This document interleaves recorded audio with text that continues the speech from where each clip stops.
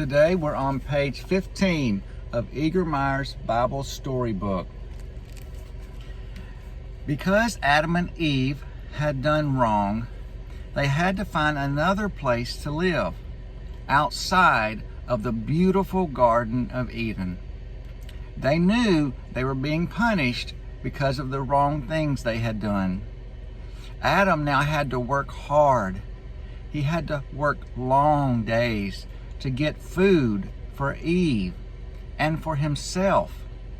No doubt his hands and feet were sometimes bruised and torn by thistles and those nasty thorns. Eve, she also had pain and sorrow. Her home was not so happy as it had been before she disobeyed God. Adam and Eve could no longer walk with God in the evenings. They couldn't talk with Him personally, face to face. They had to pray in their heart and listen for His voice.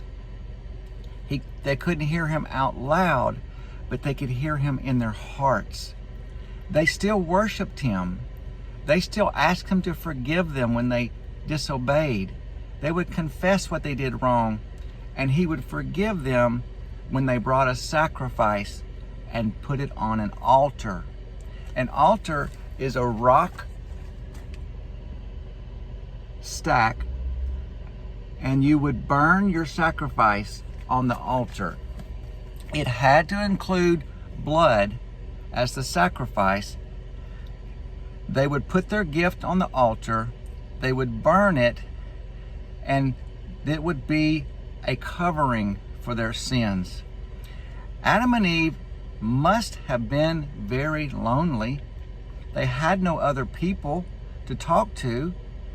They had a baby boy named Cain. This was their first child. They must have been so excited, and they loved Cain so much. Then God gave them another little boy. They named him Abel. Cain and his brother Abel grew up, and they became older until they understood how to understand what Mom and Dad were saying, and Adam and Eve taught them all about God. They told him how great He was and how loving He was and how He had created everything.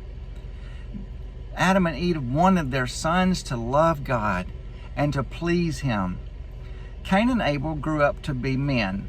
Like Adam, Cain worked in the fields, growing plants. Abel took care of the sheep.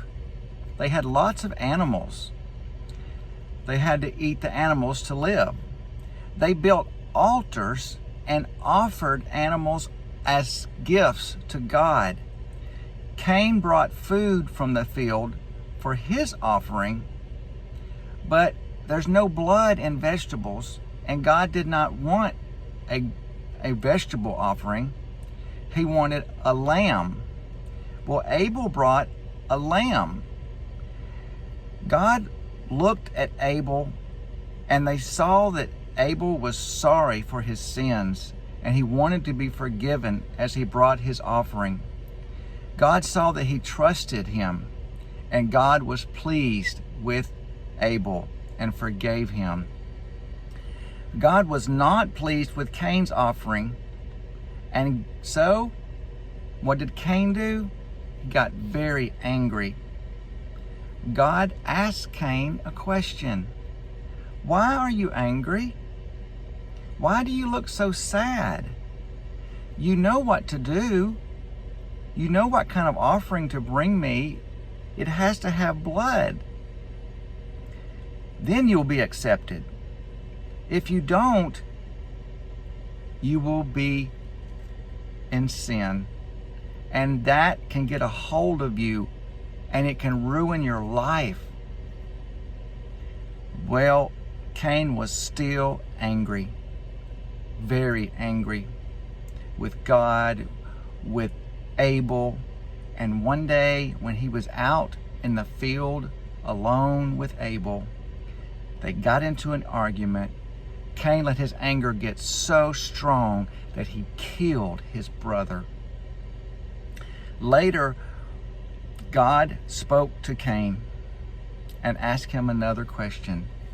Where is your brother Abel? Well, Cain did not ask forgiveness or tell God what he had done. He hid it. He acted like he didn't know. He said, I don't have to keep up with my brother. I don't know where he is. Well, God knew exactly what Cain had done. He told Cain, because you have done wrong, you will be punished. You will have to till the ground like a farmer, but you won't grow very much food.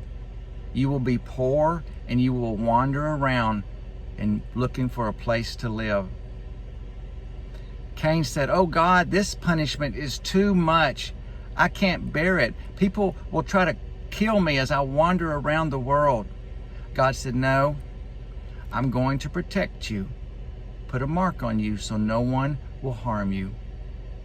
So Cain wandered far away into a land named Nod, and there he lived for many years. Jesus loves you.